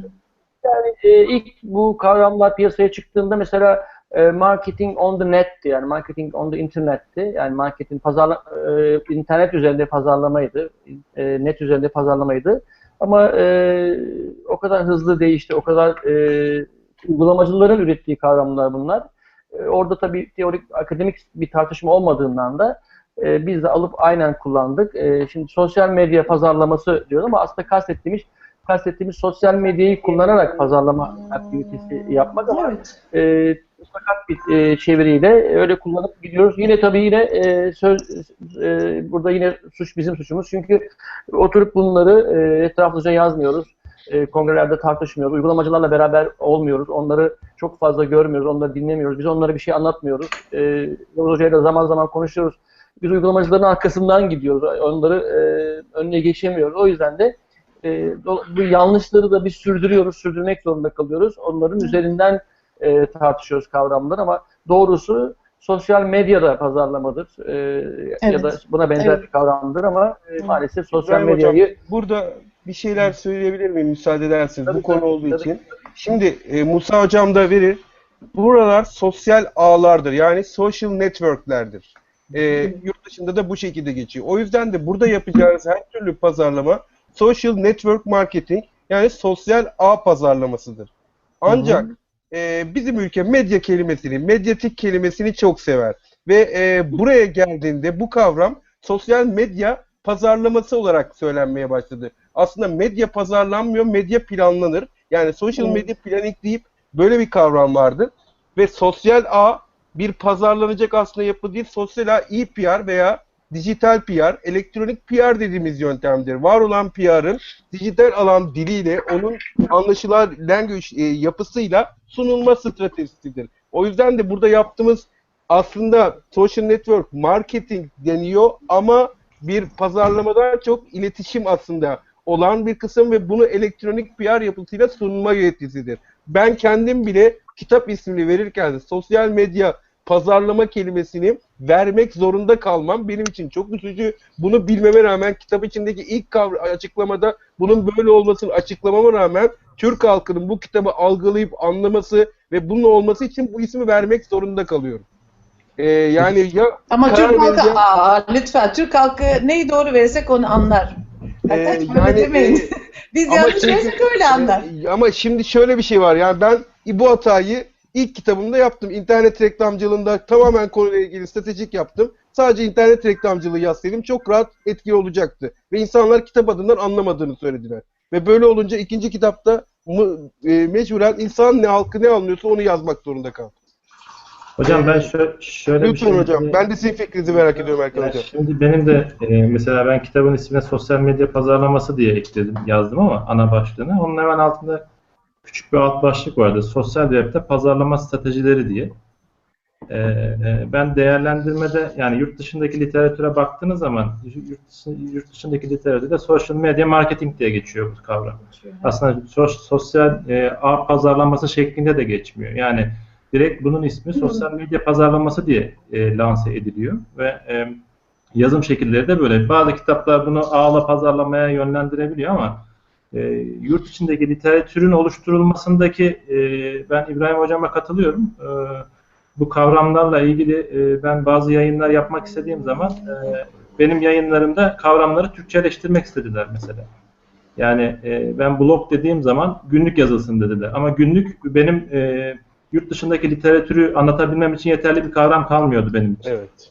Ben bunu anlatmam için blog demek zorundaydım ve blogda ısrar ettim. Hatta hakem bir rapor yazmış. Ben de hakeme başka bir rapor yazmıştım. Yani bunu blog yazmak blog yazmam gerekiyor diye kaynakçalı göndermiştim. Yani şu kaynaklara bakarsanız görürsünüz diye. Yani bu literatürün oluşturulmasında Canan Hocam doğrudur. Yani sosyal medya pazarlaması dendiği zaman oraya belki sosyal medya ile pazarlama desek daha anlatmak istediğimiz şeyi daha iyi Türkçe anlatabiliriz ama yurt dışındaki literatür böyle geliyor. Yurt dışındaki literatürü Türkçe'ye uyarlamak veya ilgi çekici hale getirmek o ile kavramıyla pek anlatılamayabiliyor ya da o etkiyi yaratmayabiliyor. Ben ilk kitabım blogla pazarlamaydı benim. Blog pazarlama desem olmayacaktı. Blogla pazarlama yazdıktan sonra onu yazarken bile o la kısmını birazcık daha böyle değişik yazma gereksinimi falan duymuştuk. Yani blogla dendiği zaman insanlar da yanlış anlayabiliyor veya anlamayabiliyor. Ya da ben 2006'da yazmıştım onu. O zaman için çok yeni bir kavramdı blog kavramı. Hatta hocalardan bir tanesi blog mu pazarlıyorsunuz falan demişti. Yani böyle bir böyle bir ifade de kullanıldı benim açımdan. Yani ben burada bir şey söyleyebilir miyim? Tabii hocam. Çok kısa. Musa Hocam müsaadenizle sıra sizdeydi herhalde ama burada iki tane olay var. Bunlardan bir tanesi biz mekanik, geleneksel, silo biçiminde düşünmeye alışmış bir eğitim tarzının savunucuları ve uygulayıcılarıyız. Bu bir. Bu dönem bitiyor ve artık kavramlar arasındaki aynen tüketicilerle firmalar arasındaki sınırların, duvarların kalktığı bir dünyada oluşuyorsa böyle silolar, fonksiyonlar, mekanik anlatımlar ve açıklamalar sadece pedagojik amaçlı eğitim kurumlarında olmaya başlıyor. Buralarda bütün duvarlar yıkılıyor ve kavramlar birbirlerinin içerisine akışıyor. Bu durum sadece Türkiye'de böyle bir sonucu yaratmıyor. Dünyada, Amerika'da da işte verdiği örneklerde de Musa Hocam belki biraz daha net açıklayabilecek. Orada da benzer kavramlar var. Yani sosyal medya pazarlaması dediğimiz zaman bu iki kavramın birbirinin içerisine girdiğinin bir zihinsel ifadesi olarak ben bunu görüyorum. Aksi takdirde biz bunu mekanik, geleneksel, silo biçiminde, fonksiyonel biçimde oturtmaya çalışıyoruz. İşte Erkan'ın başına gelen ve birçok arkadaşımızın deneyimlerinin içerisinde yer alan bir hatıra, anekdotlar haline dönüşebilecek. İkinci bir konu da dikkat etmemiz gereken bir konu. Biliyorsunuz son 30 yıldır dünyada pazarlama dünyası, dünyanın egemen anlayışı pazarlama üzerine oluşuyor. Bu hem akademik olarak hem de uygulamada bir rüzgar, bir fırtına gibi bütün dünyayı esir alıyor. Hatta bundan da çok eleştiri de alınıyor. İşte her şeyi alınır, satılır, meta haline getirir, rezil ettiğiniz dünyayı gibi suçlamalar geliyor. Neyse o bir tarafta. Bu nedenden dolayı da çok popüler, çok içerikli ve sürekli kendisini yenileyen ve genişleyen bir kavram olarak Batı toplumlarındaki kapitalist rekabetçi toplumlarda çok iyi bir yerde görünen pazarlama olgusunu ve kavramını hemen hemen her yerde kullanma alışkanlığı ortaya çıkıyor. Gelişi güzel, çok fazla dikkat ve özen gösterilmeden her şeyin başına bir pazarlama ekleyerek onu biraz daha yüceltmek, biraz daha güçlendirmek, biraz daha cazip hale getirmek gibi bir rüzgar da var. Ben bunu çok fazla sakıncalı da görmüyorum. Yani yeter ki anlatırken bunlar arasındaki açıklıklar meydana getirilsin. İletişimde doğru yapılsın. Bence çok fazla bir şey değil. Belki bu iki büyük değişkeni dikkate almamız lazım gibi geliyor bana. Çok teşekkür ederim. Teşekkürler Yavuz Hocam. Musa Hocam sizin de son cümlelerinizi alalım. 1,5 saate ulaştık. Birkaç cümleyle siz toparlarsanız son sözlerimizi söyleyip veda edelim istiyorum. Hocam sizi dinleyelim birkaç cümle hemen. Teşekkür ediyorum. Tabii yani ben belki bir temel, bu fundamentals dediğimiz temel bilgilere baktığım zaman yani bir yerde mesela daha önce konuştuk. Pazarlamanın önce felsefesini firmaların anlaması gerekiyor. Müşterinin önemini anlaması gerekiyor. Markanın gerçek sahibinin müşteri olduğunu ve deneyimle oluştuğunu anlamak gerekiyor ki biz mesela sosyal medyada verilen reaksiyona tahmin edemiyor Türkiye'de. Ben buradan bakıyorum. Yani bazı oturumlar takip ediyorum. Kritikleri veya kritizm dediğimiz şeyi asla tahmin edemiyoruz. Türkiye'de buna alışmak zorunda. Çünkü sosyal medya bunu yaratıyor bize.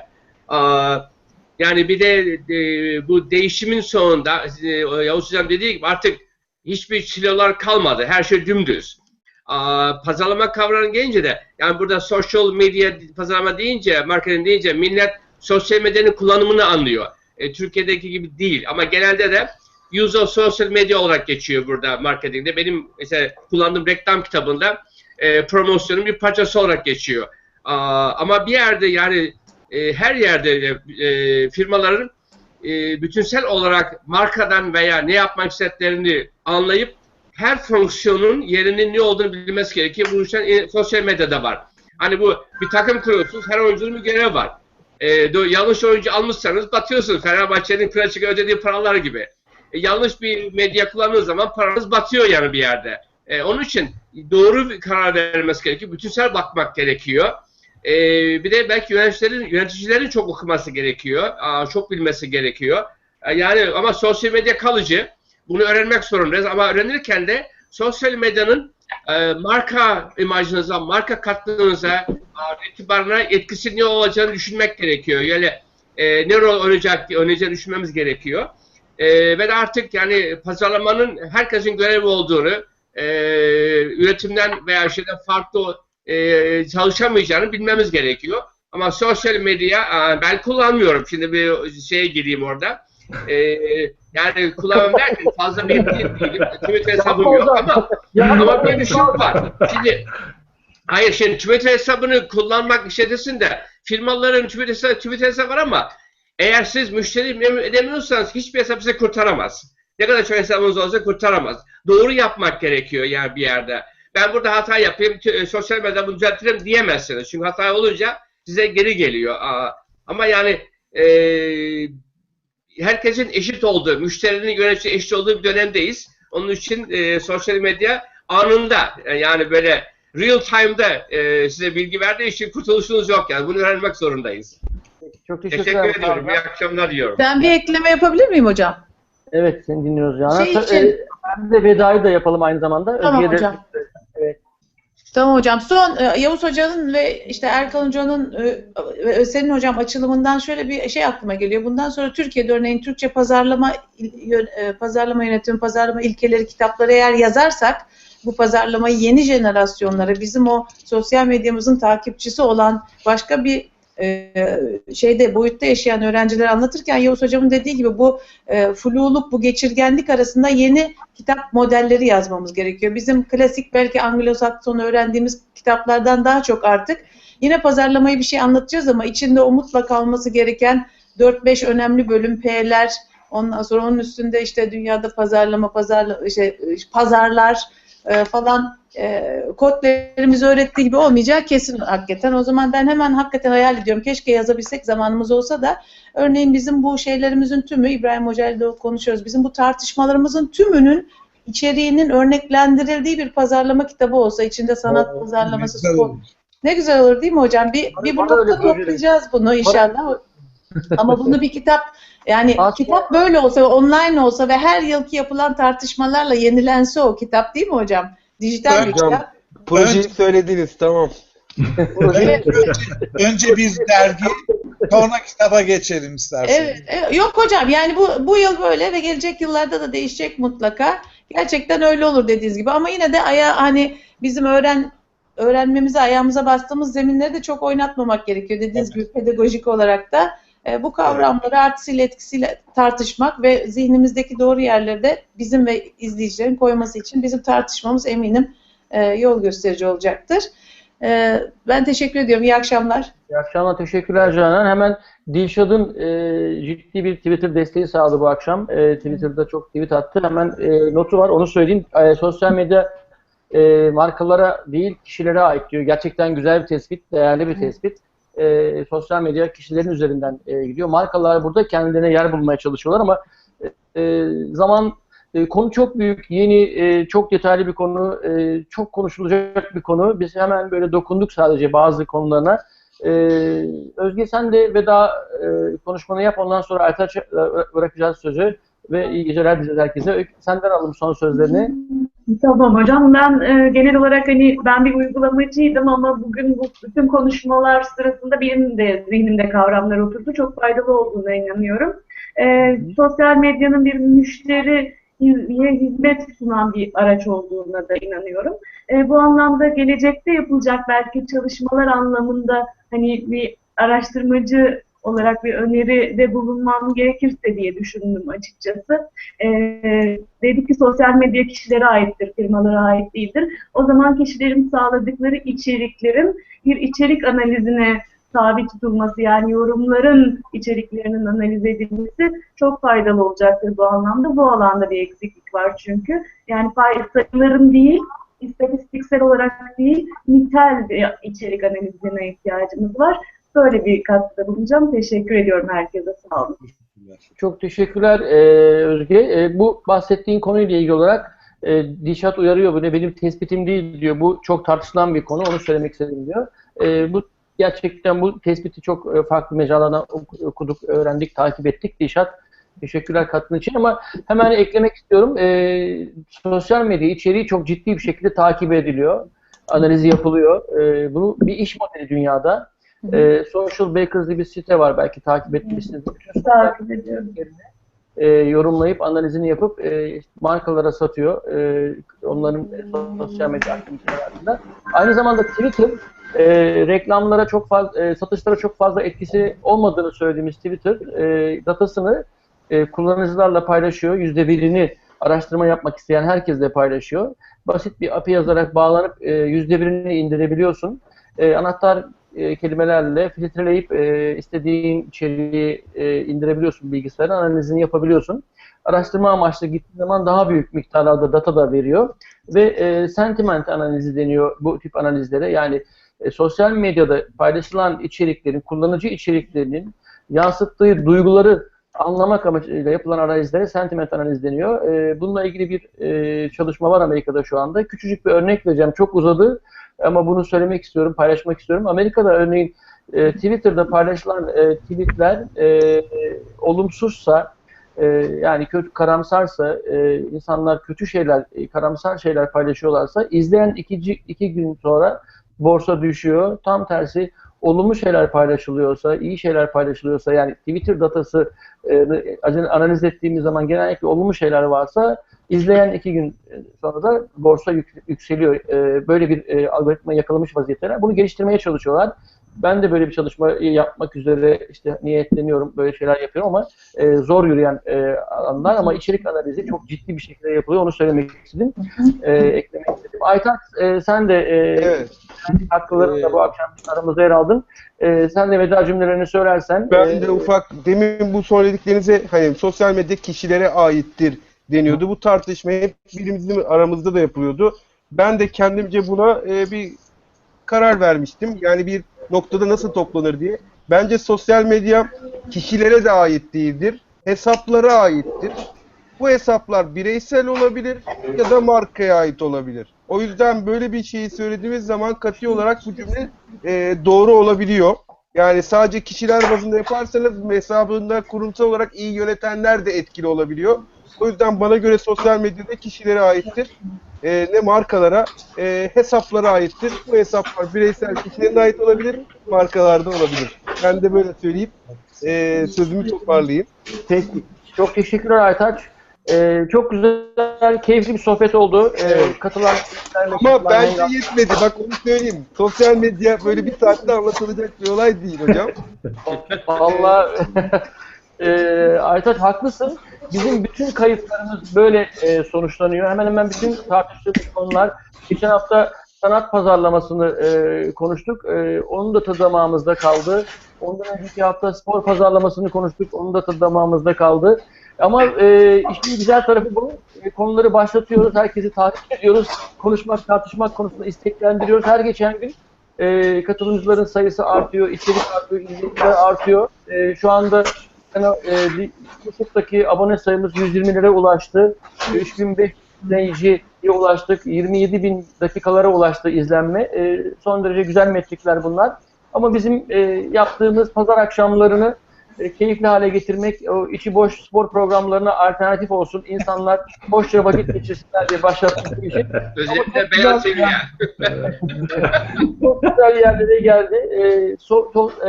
Görmediğimiz arkadaşlarımızla görüşüyoruz, sohbetler ediyoruz, tartışıyoruz, paylaşıyoruz, uzakları yakın ediyoruz.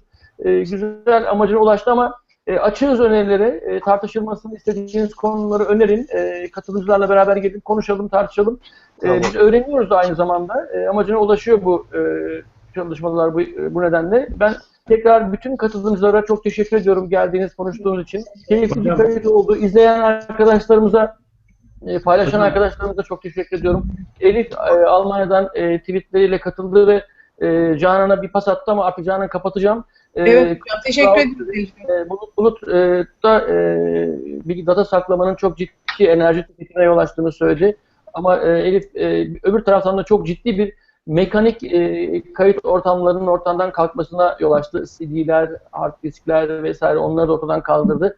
Belki onu dengeler diye düşünüyorum. Canan adına ben bir cevap vermiş olayım. Hocam bu arada şöyle bir şey söylemek istiyorum katkı anlamında. Lafınızı böleceğim ama Canan Hocam kitap bazında bir değerlendirmede bulundu. Yakında zaten muhtemelen videobooklar ortaya çıkacak. Evet. Bizimki de bir videobook haline gelirse zaten hepsini birleştirdiğimiz zaman bir kitap haline gelmiş oluyor. Evet, Türkiye'deki ilk videobook bizimki. Hocam Türk kanalı ya bizim videobook şu anda. Yani hepsini bir Logosu araya var, getirdiğimiz yazarları var. Biz evet, vallahi biz TikTok yapmış oluyoruz öncüyüz bu konuda. Yani biz bir ilki başlattık diyebiliriz eğer o gün geldiği zaman. Biz zaten bunu biliyorduk diyebiliriz en azından. Yani düşünmesek bile öyle söyleyeceğiz herhalde. Gerçekten. İbrahim Hoca sağ olsun. İlk book'un editörü ve kurucusu gerçekten 14. chapter'ı yazıyoruz bugün. Evet, bugün 14. kaydımız oldu. Çok teşekkür ediyorum herkese katıldığınız için, dinleyenlere de dinledikleri için, katılanlara da, katkı yapanlara da katkı yaptıkları için çok teşekkür ediyorum. Herkese iyi geceler diliyorum. Biz teşekkür ederiz. Teşekkür ederim. Aynen. Hoşçakalın. İyi geceler.